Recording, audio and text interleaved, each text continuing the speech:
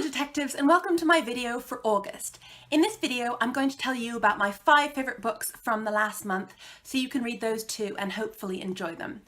But before I do, I want to tell you a bit about what I've been up to this month.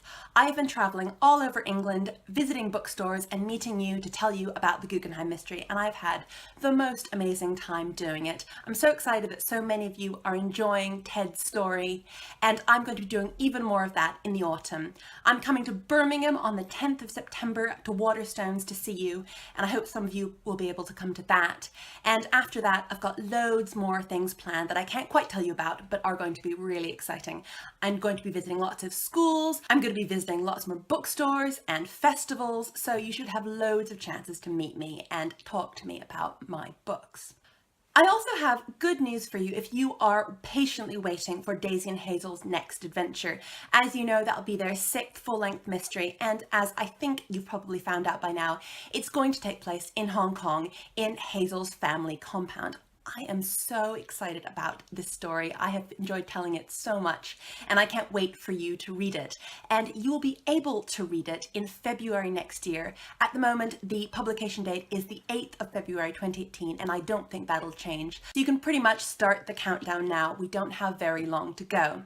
And if you're waiting to find out what the book is going to be called and what its cover looks like, good news for you as well. That should be revealed sometime next month, or at the latest at the beginning of October, so we should have that ready for you really soon. And now on to my picks. And the first one for this month is Roller Girl.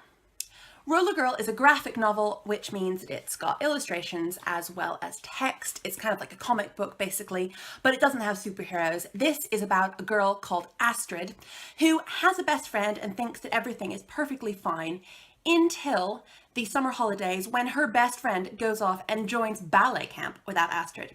Astrid doesn't want to go to ballet camp, so she looks around and she finds a roller derby camp. And she starts to discover that she's not just her friend's shadow, that she's a really important person in her own right. And she starts to learn about how important it is to be yourself and to find friends who really love you for who you are.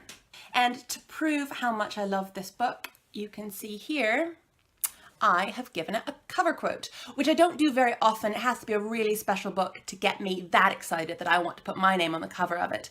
But I'm so proud that I have. I think it's fantastic. I loved reading it, and you will love it, I think, if you're anywhere over 8 and you enjoy graphic novels, stories about friendship, and stories about cool girls doing really heroic fun things. And in fact, I have something really special that the author Victoria Jamieson made for me to thank me for giving her book a quote. She drew me my very own roller girl. So this is me as a roller girl. As you can see, my roller girl name, everybody has to have a name when they become a roller girl. I'm Robin and Reckon, sitting in the middle of our sitting room, and I love it. So thank you so much, Victoria, and please do go out and read her book. It's fantastic.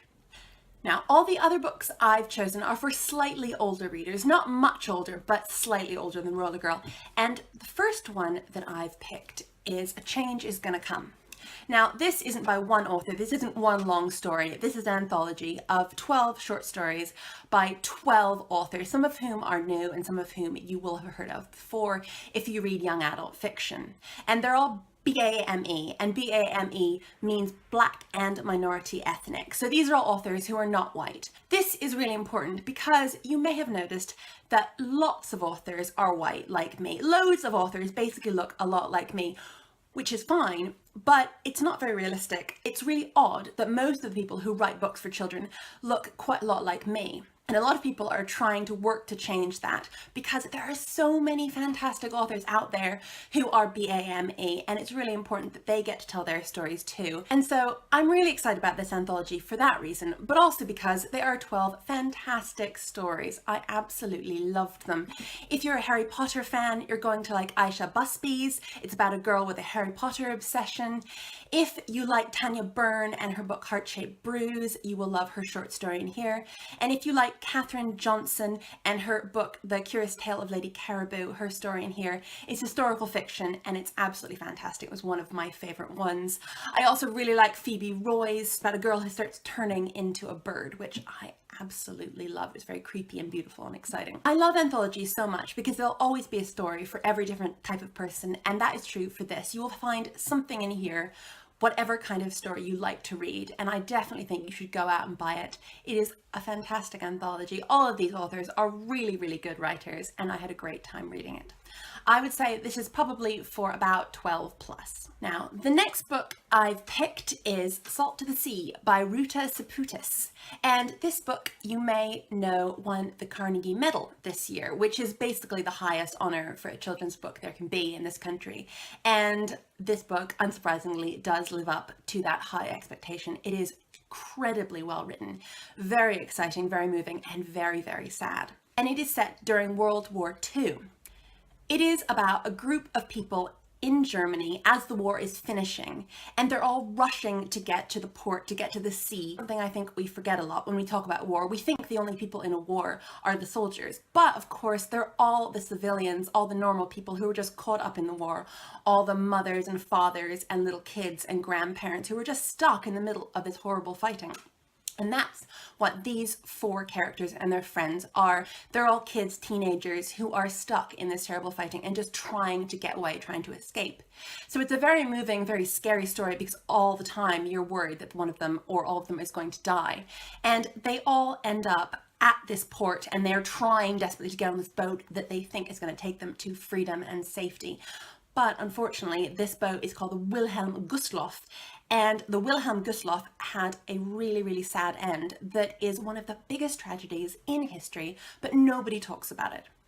I love this book because I'm really interested in finding out things about history that people don't talk about, people don't think about, and revealing them in my books. And that is what Ruta does too. It's a very well told story. You'll get really caught up in the action. You'll really want to know what happens next and get very excited and frightened. But it's also a really interesting, good way of learning about a bit of World War II that you won't learn in the classroom. It's not something I ever heard about. And now that I do know about it, I can't believe I never did before. Because it is so harrowing, I would say that it is for about 14 plus. And the next book that I have picked is again for about 14 plus, and it is Stags, or S-T-A-G-S, by M.A. Bennett. This is a boarding school mystery which puts it completely up my street, and I started reading it and I absolutely loved it. S-T-A-G-S is the name of the school in the mystery, and it's called St. Aidan the Great School. And it is a school that is super old. It's older than my school in my books, Deep Dean. It's been around for about 1,000 years, and it's full of the most posh, privileged kids you can imagine. These kids are a lot like Daisy, my detective. They're very privileged. They have parents who are lords, and they've been rich for hundreds and hundreds of years, their families have, and so they expect to get everything. But of course, like in any school, just like Hazel turning up at Deep Dean, there are kids who don't fit in, who come from a different background. And one of them, the narrator of this book, is called Greer, and she comes from a working class home in Manchester. She's got a single parent, her dad. She does not fit in STAGS at all. She absolutely hates it until she gets this strange invitation. You are invited to spend Justitium, which is what they call half-term, they're weird, at Longcross Hall, Cumberland. Coaches departing STAGS at 5 p.m. Friday, RSVP. But Greer knows who the RSVP is too. It's the most popular, most attractive boy in school, Henry, who she has a massive crush on. Greer gets to Longcross Hall and she starts realizing that things are not as they seem. There's something a bit wrong here, and maybe she wasn't invited to Longcross as a kind gesture. She was invited as something a bit more frightening and sinister. This book is a really tense thriller. You will be reading and reading and not want to stop. I could not put it down. And I think you will love it if you're about 14 plus. It is a really exciting piece of YA, and I would highly recommend it. I do always end by choosing a classic book, something that I read when I was younger that really influences me in writing my books today, and that I think you will probably enjoy now. And this month I have chosen Surfeit of Lampreys by Ngaio Marsh. Now, that sounds like a weird title and a weird author name. A lamprey is a kind of eel, and when Henry VIII died, he apparently died of eating too many eels, so a surfeit of lampreys. So it's like an old historical joke term.